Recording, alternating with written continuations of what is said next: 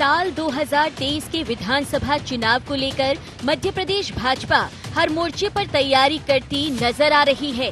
कभी अभियान के जरिए तो कभी योजनाओं के जरिए जनता से सीधा संवाद करने में जुटी है। वहीं दूसरी ओर पूरा जोर संगठन को और मजबूत करने पर है। राजधानी भोपाल में गुरुवार और शुक्रवार बीजेपी की बड़ी बैठक रखी गई। बैठक में बीजेपी प्रदेश अध्यक्ष वी.डी. शर्मा, प्रदेश प्रभारी मुरलीधर राव, बीजेपी सांसद, विधायक और पदाधिकारी शामिल हुए।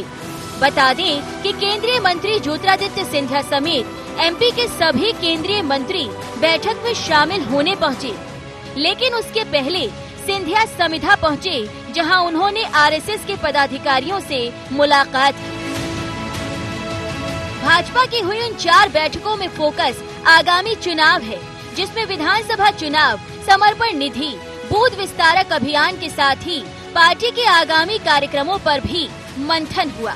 भारतीय जनता पार्टी अपने काम की समीक्षा कार्यकर्ताओं के साथ बैठ करके करती है, नेतृत्व के साथ बैठ करके करती है। हमारे चाहे समर्पण निधि से संबंधित कार्यकर्ताओं, बूथ विस्तारक योजना में लगे कार्यकर्ताओं, सम्मानीय सांसदगण, सम्मानीय विधायकगण, केंद्र और राज्य के जो हमारे मंत्रिमंडल के सदस्य हैं, और सारे बैठकों के बाद आगे का हमारा रोड मैप तैयार होगा। आगे की योजना बना करके हम कार्यक्रमों में जाएंगे। एक और भाजपा जमीनी तैयारी कर रही है, तो वहीं दूसरी ओर कांग्रेस भी पार्टी संगठन की मजबूती पर काम कर रही है, लेकिन इस बीच वो भाजपा पर सवाल उठाने से नहीं चूक रही। और कितना भी मंथन कर लें, जनता ने तय कर चुकी, विष भाजपा के खाते में आ चुका है और अमृत कांग्रेस के खाते में 2023 में आना है। कितना भी मंथन कर लें, ये जमीन पे नहीं जा सकते, जनता के बीच में नहीं जा सकते, क्योंकि जनता इनसे नाराज है, किसान इनसे नाराज है, युवा इनसे नाराज है, व्यापारी इनसे नाराज है।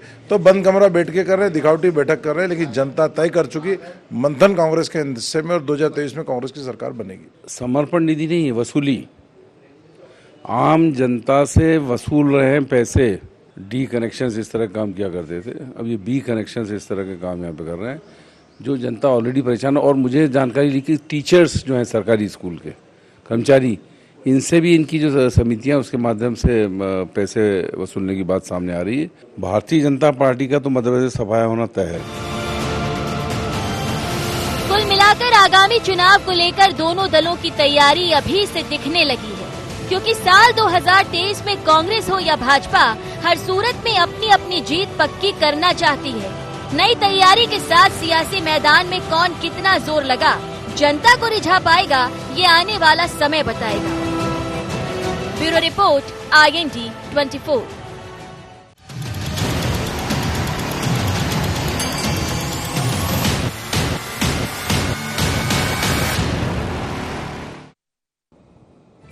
नमस्कार, IND एजेंडा में आपका स्वागत है। मैं हूं आपके साथ नाज़नीन नकवी। बात करेंगे बीजेपी की, जो लगातार संगठन के साथ बैठकें करके खुद की सक्रियता को बढ़ाते हुए जनता के बीच और मजबूती के साथ जाने की तैयारी में है, लेकिन कांग्रेस उसकी इस तैयारी पर सवाल खड़े कर रही है। आखिर सवालों में कितना दम है और सच्चाई क्या कुछ है, समझेंगे। पहले नजर एजेंडा पॉइंट्स पर। क्या मैराथन मंथन से पूरा होगा मिशन 23? बीजेपी और संघ की सक्रियता के क्या मायने? क्या संगठन की सक्रियता और अभियान पर नजर देगी बीजेपी को मजबूती? क्या जमीन पर उतरकर खुद को परख रही राजनीतिक पार्टियां? देखा जाए तो बीजेपी तैयारी कर रही है, तो कांग्रेस भी लगातार संगठन मजबूती की बात कर रही है। दिग्विजय सिंह सक्रिय नजर आ रहे हैं, कार्यकर्ताओं को चेतावनी दे रहे हैं कि अगर इस बार मेहनत नहीं की तो आने वाले 23 के चुनाव के बाद कांग्रेस को घर बैठना पड़ सकता है। लेकिन उसके पहले जो तैयारियां की जा रही हैं, जो जमीनी कसावट पर दोनों राजनीतिक दल जोर लगा रहे हैं, क्या वो 23 के चुनाव के लिए उनको बूस्टअप करने का काम करेगा? मेहमानों से परिचय करा देती हूँ, उसके बाद चर्चा को विस्तार देते हैं। हमारे साथ जेपी धनोपिया जी जुड़ रहे हैं, कांग्रेस का पक्ष रखेंगे। हमारे साथ ब्रिजगोपाल लोया जी हैं, बीजेपी का पक्ष रखेंगे। दोनों का बहुत स्वागत है। वरिष्ठ पत्रकार हमारे साथ हैं, देवदत्त दुबे जी, आपका भी बहुत स्वागत है। और सवाल सबसे पहले लोया साहब आपसे, रिपोर्ट आपने सुनी, कांग्रेस क्या कुछ कह रही है वो भी आप सुन रहे हैं। आप समर्पण निधि की बात कर रहे हैं, लेकिन वो वसूली अभियान बता रहे हैं, और साथ ही ये भी कह रहे हैं कि जो अमृत मिलने वाला है वो इस बार चुनाव के बाद कांग्रेस को मिलेगा। नाज़नीन जी, देखिए, कांग्रेस पार्टी और उसके कभी इन बातों को समझ ही नहीं पाएंगे कि संगठन क्या होता है, संगठन में संवाद क्या होता है, पार्टी की बैठक क्या होती है, क्योंकि जो पार्टी केवल गुटों में विश्वास रखती है वह पार्टी काडर कुछ नहीं होता है। उन लोगों को ये बातें तो समझ ही नहीं आएंगी कि आज जो हुआ वो क्या था। आज जो हुआ वो ये था कि हमने एक प्रदेश लाया हुआ था कि हर हमें एक समिति बनाना है, उस समिति की पूरी जानकारी डेटा हमारे पास होना चाहिए और उसमें हमारे 65,000 बूथों पर 2 लाख कार्यकर्ताओं ने जो परिश्रम किया और डेटा इकट्ठा हुआ, उसके माध्यम से हम आगे की रणनीति बनाने का काम कर रहे हैं कि किस तरह हम सरकारों के जनहितैषी कार्यों को, सरकार के जो नरेंद्र मोदी जी की सरकार है और जो शिवराज जी की सरकार है, इनके कार्यों को कैसे हमें जनता तक लेकर जाना है उन समितियों के माध्यम से। ठीक है। दूसरी बात, जिस समर्पण निधि की बात कर रही है, समर्पण निधि भारतीय जनता पार्टी में प्रतिवर्ष एकत्रित की जाती है। जब भी पंडित दीनदयाल उपाध्याय की जयंती होती है, हम उसे समर्पण दिवस के रूप में ही मनाते हैं और उसमें भारतीय जनता पार्टी का हर कार्यकर्ता। चलिए लोया साहब, मैं आपसे चर्चा करूंगी, आपकी बात पर जवाब ले लेती हूँ। एक छोटा सा धनोपिया साहब हमारे साथ हैं। धनोपिया जी, अभियान कुछ नया नहीं है, बीजेपी नया कुछ भी नहीं कर रही है, ना ही कार्यकर्ताओं को बूस्टअप करने की बात करें या फिर समर्पण निधि की बात करें, बैठकों की बात करें, आरएसएस का आना, मंथन करना, योजनाओं का फीडबैक लेना, कुछ भी नया नहीं है। नया करने की बात बीजेपी ये कह रही है कि 23 के चुनाव में भी वो जीतेगी, तो क्या कांग्रेस की तैयारी उस तरह की है कि वो आप टक्कर देंगे? नाज़रीन जी, बहुत अच्छा प्रश्न किया आपने कि टक्कर देंगे। राजनीतिक दल चुनाव में जाते हैं, सरकार बनाने के लिए जाते हैं, उसके पहले जो भूमिकाएं होती हैं वो अपने अपने कार्यकर्ताओं को संगठित करने के लिए, राजनीतिक तौर पर मजबूत करने के लिए सारे काम करते हैं। भारतीय जनता पार्टी अपना काम कर रही है, हमें उसमें कोई वो नहीं है।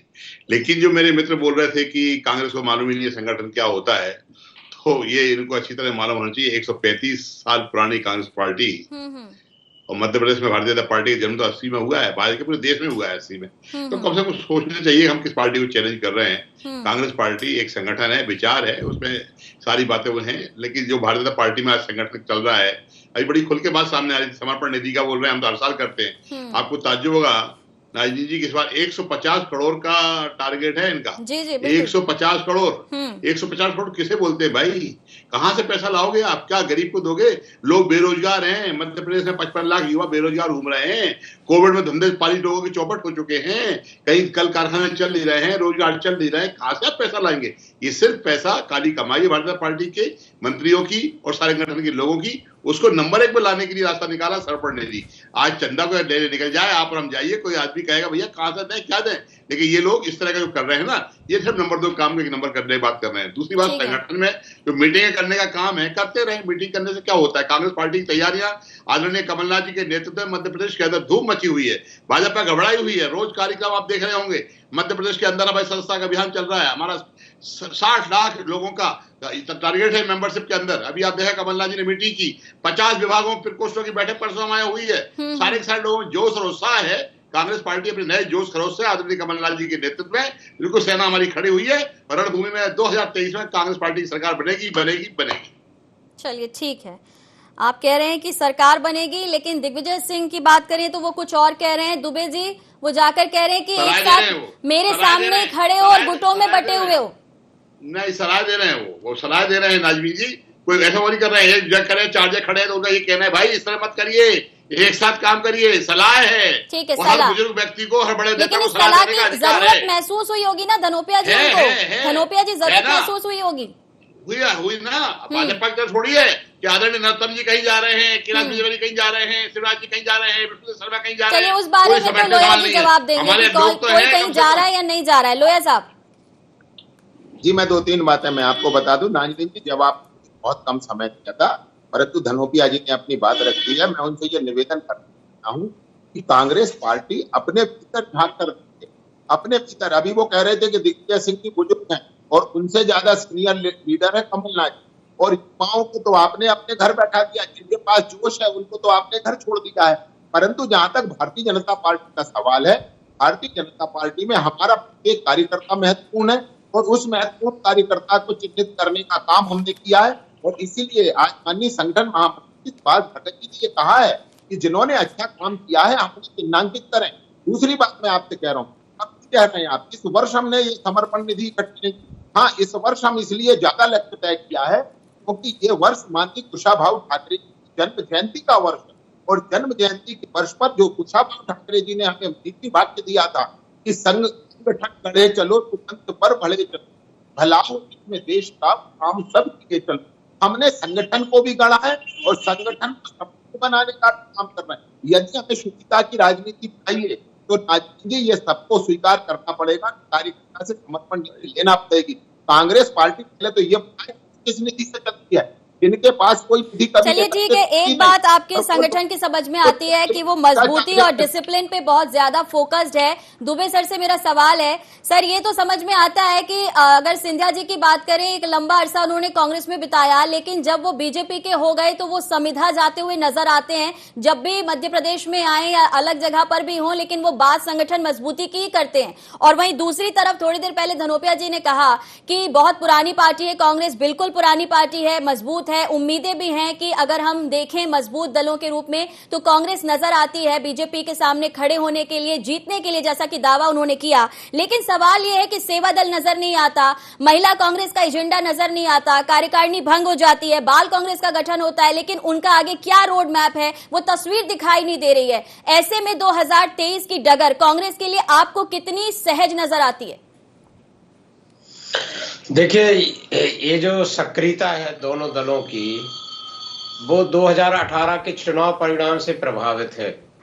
नानी जी 2018 के पहले भाजपा कहती थी कांग्रेस मुक्त प्रदेश बनाएंगे, और उस समय कांग्रेस सरकार में आ गई, तो उस समय भाजपा ओवर कॉन्फिडेंस में थी और आज कांग्रेस ओवर कॉन्फिडेंस में है।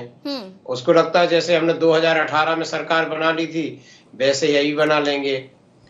तो ये दोनों दलों को उम्मीदें भी हैं, क्योंकि कांग्रेस ये समझ रही कि यदि थोड़ा और प्रयास किया तो 2018 जैसे हम सरकार में आ सकते हैं, और भाजपा कह रही कि थोड़ी तैयारी और तेज करें तो हम कांग्रेस को सरकार में आने से रोक सकते हैं। इसी कारण आप देखेंगे कि दिसंबर 2023 में नवंबर दिसंबर चुनाव होना है, विधानसभा के आम चुनाव, और अभी से दोनों दलों की सक्रियता ऐसे है जैसे चुनाव 2-4 महीने ही बाद हो। जी जी। 5 राज्यों में चुनाव चल रहे हैं, यहाँ मध्य प्रदेश में चुनावी जैसा घमासान मचा है। अभी दोनों दल अपनी तैयारी कर रहे हैं, क्योंकि दोनों के अपनी अपनी तर्कों के आधार पर उम्मीदें हैं। लेकिन ये बात जरूर है कि जमीन में और चुनाव के अंतिम दिन वही दल चुनाव जीतता है जिसका नेटवर्क बूथ स्तर पर मजबूत होता है, जिसके कार्यकर्ता बूथ पर खड़े नजर आते हैं।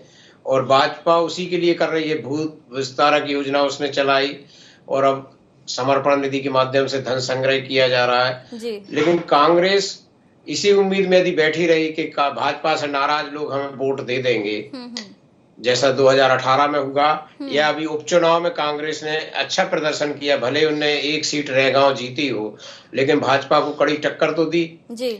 और वो अपने बहाने इसलिए बना लेते हैं कि पृथ्वीपुर हम इसलिए हारे कि भाजपा ने सपा का प्रत्याशी दिया, हम जोबट इसलिए हारे कि भाजपा ने कांग्रेस से आयतित प्रत्याशी दिया। लेकिन दुबे सर, आपको ये लग रहा है ना कि कांग्रेस भी तैयारी कर रही है, क्योंकि अगर बूथ मजबूत करने की बात बीजेपी करती है तो कांग्रेस भी उसी तरीके से कोशिश करती हुई नजर आ रही है। तो आपको लग रहा है कि अगर अभी से तैयारी रही, प्रैक्टिस करते रहे, तो आगे अच्छे परिणामों की बात कांग्रेस भी सोच सकती है? मैंने वही नानी जी कहा, आपने ध्यान दिया होगा कि 2018 में जब कोई उम्मीद नहीं थी ना भाजपा को थी पूरी उम्मीद कि हम सरकार में आएंगे, उसको थी, और कांग्रेस तो कह रही थी, लेकिन अंदर से उनके नेता क्योंकि 15 साल लगातार सरकार में भाजपा थी, कांग्रेस टूट चुकी थी आर्थिक रूप से, संगठन रूप से, तब सरकार में आ गई, तो इसलिए उम्मीद कांग्रेस की इसलिए है। और भाजपा तो ये समझ चुकी है कि हमने कुछ टिकट वितरण में गलतियां की, कुछ हम ओवर कॉन्फिडेंस में रहे, हम इन सबको सुधार लेंगे तो हम कांग्रेस को सत्ता में आने से रोक देंगे। तो उम्मीदें पूरी हैं, क्योंकि मध्य प्रदेश में 2 दलीय व्यवस्था है जी जी। यदि भाजपा से लोग नाराज होंगे तो वो कांग्रेस में ही जाएंगे जी। चलिए, धनोपिया जी क्या कहना चाहेंगे? 2018 में बहुत सारी चीजें सीखी और उसके बाद जो कुछ हुआ उन गलतियों को भी आपने एनालिसिस किया होगा। अब 2023 के लिए कितना लग रहा है आपको कि कांग्रेस तैयार है गलतियों से सीखने के बाद, मंथन करने के बाद? क्योंकि आप भी कह रहे हैं कि आप लगातार कार्यकर्ताओं से भी मिल रहे हैं, बूथ को भी देख रहे हैं, मजबूत करने की भी बात कर रहे हैं। देखिए नजीन जी, राजनीतिक दलों का एक काम होता है चुनाव प्रक्रिया के अनुरूप अपने आप को ढालने का। 2018 में आदरणीय कमलनाथ जी के नेतृत्व में जिस सख्ती से कांग्रेस के लोगों ने काम किया था और भारतीय जनता पार्टी के कारनामे और भ्रष्टाचार सामने थे, उससे जनता परेशान थी और निश्चित कांग्रेस पार्टी सरकार बनी। दुर्भाग्य से हम लोगों में एक गलती हो गई कि हम जयचंदों को नहीं पहचान पाए। जयचंदों की जो एक संख्या हमारे यहाँ निकल कर आई थी ना, बेईमान गद्दार लोगों की जो भीड़ थी, जो जयचंद, जो हेड जयचंद है, खानदान की परंपरा रही है, डीएनए में गद्दारी लिखी हुई है, उन्होंने जिस तरह भारतीय जनता पार्टी के साथ सौदा करके लोगों को विविधा दिया और जनता की चुनी हुई सरकार को नोटों से गिरवा दिया, वो गलती हमसे हुई। हम वो गलती अब नहीं होने देंगे, क्योंकि हम पहचानेंगे लोगों की इस बात के लिए वो करेंगे और लोग मान के चल रहे हैं। गद्दारों के अलावा कांग्रेस पार्टी में सारे लोग वो रहेंगे जो ईमानदारी से कांग्रेस पार्टी के साथ है, जनता के साथ है। जनता को धोखा नहीं देंगे, हम लोग जनता के साथ रहेंगे। इसलिए मान के चलता हूं कि आने वाले समय में 2023 में धनोपिया जी, आप कह रहे हैं कि आप जयचंदों को नहीं पहचान पाए, लेकिन जो गए वो ये कह रहे थे कि उनकी अनदेखी हो रही थी, उपेक्षा के शिकार थे। वो बेईमान लोग थे, 6 मंत्री थे, 18 विभाग उनके पास बने हुए थे। आदरणीय उनके हेड जयचंद महीने का महीने से हिसाब करते थे। बाद में आदरणीय मुख्यमंत्री शिवराज सिंह चौहान ने कमेटी बनाई, क्या भ्रष्टाचार की फाइलें खोलेंगे, उन्हीं को मेंबर बनाया और फाइलें दबा दी। ये है इनका भ्रष्टाचार, ये है इनका चरित्र। भारतीय पार्टी कहती कुछ और है, करती कुछ और है। नाजिन जी, आप बहुत पत्रकार हैं। चलिए ठीक है, लोया साहब जवाब देना चाहते हैं। लोया जी,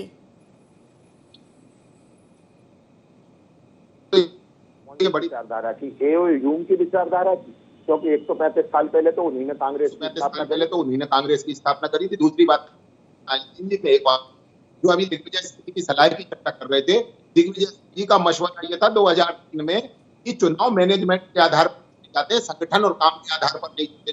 तो ये तो मैनेजमेंट की बातें कर रहे हैं। तीसरी बात कर रहे हैं लोया जी।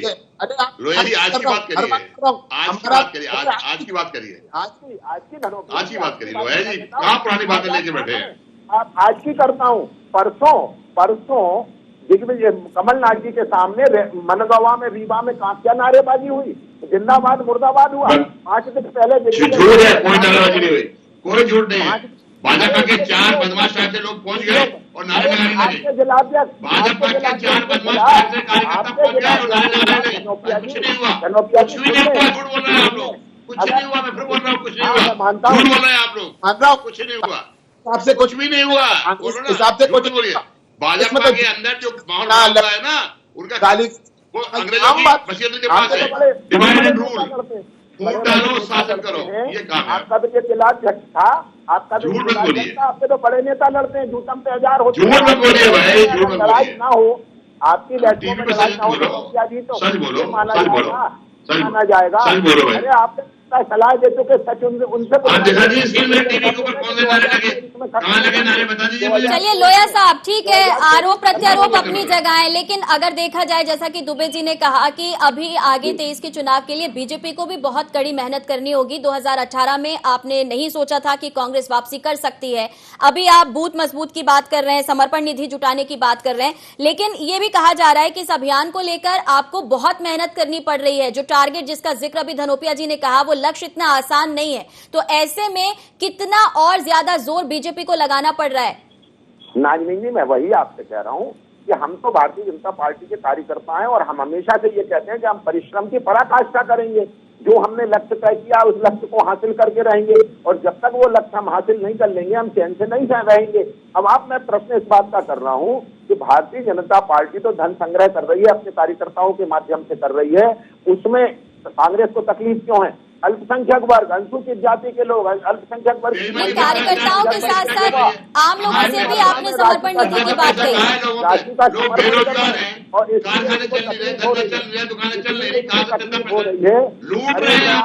धनोपिया जी,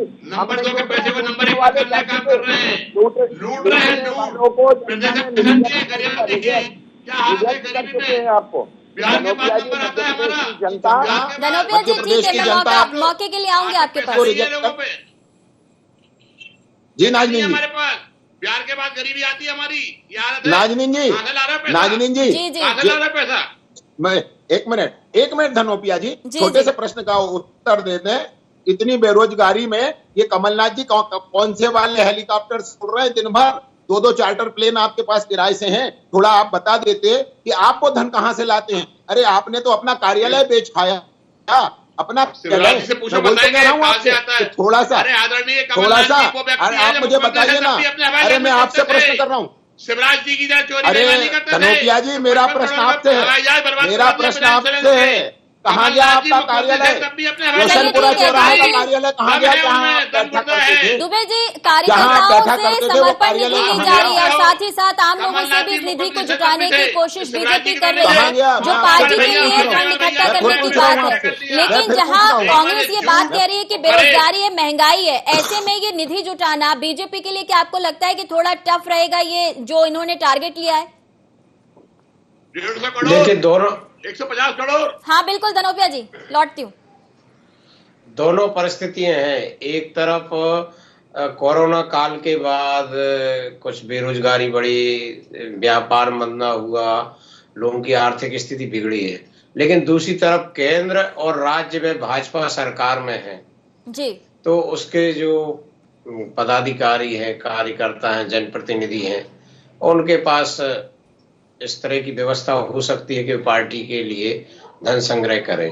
अब पार्टी किस तरह से टारगेट बहुत ऐसे है जैसे क्रिकेट वनडे 2020 मैच में कोई टीम 250 या 300 रन बना ले, फिर उसको छूने का जो टारगेट होता है, उसको पार होने का, ऐसा टारगेट 150 करोड़ राशि बहुत होती है। अब उसका बूथ स्तर पर कार्यकर्ता से लेकर पूरे पदाधिकारी, विधायक, सांसद, मंत्री, अधिकांश जनप्रतिनिधि भी भाजपा के हैं। जी जी। तो मैंने जो बताया कि दोनों परिस्थितियां हैं। अब पार्टी को लेकिन इस धन संग्रह के लिए थोड़ा सा प्रयास अतिरिक्त करना पड़े। सहजता में तो पैसा आएगा नहीं, उस सहजता में कोई देगा भी नहीं, क्योंकि थोड़ी सी आर्थिक स्थिति, कहीं महंगाई भी हुई, जैसे मैंने बताया कोरोना काल के कारण लोग परेशान भी हुए। चलिए ठीक है, ये कहा जा सकता है कि बीजेपी ने टारगेट बहुत बड़ा यहाँ पर सेट किया है। अगर कुछ कम भी आता है तो भी बहुत होगी वो निधि जो बीजेपी जुटा रही है। लेकिन धनोपिया जी, तैयारियों की बात कर रहे हैं, चुनाव जीतने की बात कर रहे हैं, जब जब आप कुछ अभियान लेकर आते हैं तो बीजेपी ये कहती है कि आप उनकी नकल कर रहे हैं। तो क्या बूथ को डिजिटलाइज करने से लेकर यहाँ पर कार्यकर्ताओं को तैयार करने की बात की जा रही है, जनता के बीच अभियान को लेकर जाने की बात की जा रही है, ऐसा कांग्रेस भी कुछ सोच रही है? देखिए नाजी जी, इनकी मिस कॉल की मेंबरशिप थी, फर्जी थी। हमारी डिजिटल मेंबरशिप बिल्कुल ओरिजिनल है, सेल्फी के साथ। 5 रुपए जमा करेगा व्यक्ति, फोटो दिखाएगा, फोटो खींचेगा, वोटर लिस्ट से नाम नंबर टैली होगा। इनकी तो थोड़ी है किसी ने मिस कॉल दे दिया, बोले साहब मिस कॉल से हमारी मेंबरशिप हो गई। लेकिन अभी एक बैठक हुई थी, उसमें कमलनाथ जी थोड़े नाराज हो रहे थे, कह रहे थे उसमें भी गड़बड़ियां कर रहे हैं जिला अध्यक्ष। उन्होंने वहां पर उन्हें डांट लगाई थी। अभी शुरू नहीं हुआ, अभी पहले जो कुछ हो रहा था उसे लेकर वो संतुष्ट नहीं थे। देखिए बिल्कुल, जहाँ गलती होगी बोलेंगे, उसमें क्या दिक्कत है। लोग गलती करेंगे तो बोलेंगे, उसमें बात ही नहीं है। लेकिन भारतीय पार्टी अब मुगालते में नहीं रहे। जनता इनका चेहरा देख देख कर, इनके भ्रष्टाचार देख देख कर, इनके कारनामे देख देख कर उकता चुकी है। और अब यह है कि भारतीय पार्टी की चला-चली की बेला तय है। ये मान के चलिए 2023 में भारतीय पार्टी को मीलों पीछे जाना पड़ेगा, मीलों। चलिए, कांग्रेस अगर मीलों आगे निकल गई तो लोया साहब बीजेपी पीछे रह जाएगी, जैसा धनोपिया जी कह रहे हैं। किसे मीलों आगे निकलना कहते हैं? धनोपिया जी सुन लें, आप 30 सेकंड मुझे भी सुन लें। जिस पार्टी के स्टार प्रचारक पार्टी छोड़ रहे हैं, जिस पार्टी के सांसद विधायक पार्टी में नहीं रहना चाहते, जिस पार्टी में रोज कहीं कोई कमेटियां नहीं है, जो कमेटियां हैं वो भंग हो गई। महिला कांग्रेस का क्या हुआ आप बता दें मुझे। महिला कांग्रेस की अध्यक्ष पार्टी छोड़कर चली गई। तो जिस पार्टी में कोई नेता नहीं रह रहा, जो नेता नहीं रह रहा, मैं बताता हूँ कहां गए। एक मिनट, आपने प्रश्न पूछा, उत्तर सुन लें। एक मिनट आप सुन लें। आपके उत्तर प्रदेश के नेता सपा में चले गए, गोवा के नेता टीएमसी में चले गए, हरियाणा के प्रदेश कांग्रेस अध्यक्ष टीएमसी में चले गए। जिन दीदी का आप ढोल बजा रहे थे उनने आपकी पार्टी को खाली कर दिया। अरे घमंड नहीं दिखा रहे, ये घमंड नहीं दिखा रहे, ये घमंड रावण का नहीं है, ये परिश्रम का है, ये परिश्रम का है, परिश्रम का है, परिश्रम का है। धनोपिया जी, ये आधी रात में ये आधी रात में आयोग मिलने का घमंड नहीं है, ये परिश्रम का घमंड है धनोपिया जी। ये अर्धरात्रि में आयोग मिलने का घमंड नहीं है, ये तो हमारे एक बात दुबे जी ने चर्चा की शुरुआत में कही थी कि कांग्रेस क्या सिर्फ इस तरह से तैयारी कर रही है कि जो बीजेपी से नाराज हैं वो वोटर्स आपकी तरफ आ जाएंगे, या फिर आप जनता के पास जाकर उनकी समस्याओं के समाधान को लेकर भी कुछ तैयारी कर रहे हैं ताकि जनता सीधे आपसे जुड़ सकेगी? नहीं, देखिए नाजनीन जी, हम तो वही कर रहे हैं। जब हमारा कार्यकर्ता जमीन पर होगा तो जनता स्वतः जुड़ेगी। अभी जहां जहां कार्यकर्ता गए, कई गांवों में अनुसूचित जाति और जनजाति के गांवों में पूरे लोगों ने सदस्यता ले ली, कपड़े फाड़े हैं। मैं आपको फिर बता रहा हूं लेकर क्या लग रहा है धनोपिया जी? चलिए, वैसे सवाल अलग है डिबेट से, लेकिन फिर भी क्योंकि आपने जिक्र किया कि बीजेपी को भगाया, आपको अभी क्या लग रहा है यूपी को लेकर कांग्रेस का क्या होने वाला है? ये डबल डिजिट में पहुंचेंगे आपसे धनोपिया जी। मेरा भाजपा की सरकार नहीं बनेगी और कांग्रेस रहेगी। कांग्रेस जिसको सपोर्ट करेगी उसकी सरकार बनेगी, कांग्रेस की अच्छी पोजीशन रहेगी, पहले से अच्छी पोजीशन रहेगी। भाजपा इसको आप रिकॉर्ड में रखिए कि कांग्रेस डबल डिजिट में नहीं पहुंचेगी और भाजपा 300+ करेगी। आप ये रिकॉर्ड है धनोपिया जी, ये रिकॉर्ड में रहेगा कि आप डबल डिजिट में नहीं रहेंगे, आप डबल डिजिट में नहीं रहेंगे। 9 थे, अगर 3 आ जाए तो बड़ी बात मानिए। 9 थे, 9 विधायक थे आपके। अरे आपकी सेटिंग हो गई, जिनसे आपने जब आपकी सेटिंग जिनसे हुई थी। चलिए ठीक है लोया साहब, अरे आपका लोया साहब आपसे आखिरी सवाल है, क्योंकि संगठन को मजबूत करने के लिए आप प्रयासरत हैं और कांग्रेस को लेकर आप बहुत ज्यादा विश्वास में दिख रहे हैं कि उनकी तैयारी से कोई बहुत ज्यादा फर्क नहीं पड़ने वाला। चुनाव तो बहुत दूर है, हालांकि उत्तर प्रदेश में क्या कुछ होगा वो जल्दी सामने आएगा, लेकिन मध्य प्रदेश के लिए इंतजार करना होगा। इस बीच तैयारी जो है आपकी ऐसे ही रहने वाली है या इसमें और भी कुछ आगे जुड़ता हुआ नजर आएगा? निश्चित रूप से कांग्रेस पार्टी की तैयारियां और बढ़ेंगी। हम लोग जिला स्तर पर, ब्लॉक स्तर पर कार्यकर्ताओं को संगठित कर रहे हैं, जोड़ रहे हैं, जनता को भाजपा का भ्रष्टाचार दिखा रहे हैं। भाजपा की जो छोटी बच्चियों के साथ बलात्कार हो रहे हैं, दिग्विजय सिंह जी अलग रहेंगे, कमलनाथ जी अलग रहेंगे, और जो युवा कार्यकर्ता है उनको स्पेस नहीं देंगे। अत्याचार चरम पर, जो हमारे कुपोषण चरम पर, अधिकारियों का भ्रष्टाचार, चुनाव होने नहीं देंगे। अगर सरकार पंचायत चुनाव या निकाय चुनाव कराएगी उसे रोकने का। चलिए, बहरहाल तैयारी दोनों की दिख रही है, लेकिन डिबेट के बाहर सड़क पर भी दोनों सियासी दल किस तरीके से जनता के बीच जाएंगे ये देखेंगे। सभी का बहुत शुक्रिया। तो संगठन, संवाद और सक्रियता जो है वो बीजेपी में नजर आ रही है और साथ ही साथ कांग्रेस भी अपनी तैयारी का दम भर रही है, लेकिन देखना होगा कि चुनाव से पहले जनता के बीच कौन अपनी पकड़ को कितना मजबूत कर पाएगा। फिलहाल इतना ही, दीजिए इजाजत, नमस्कार।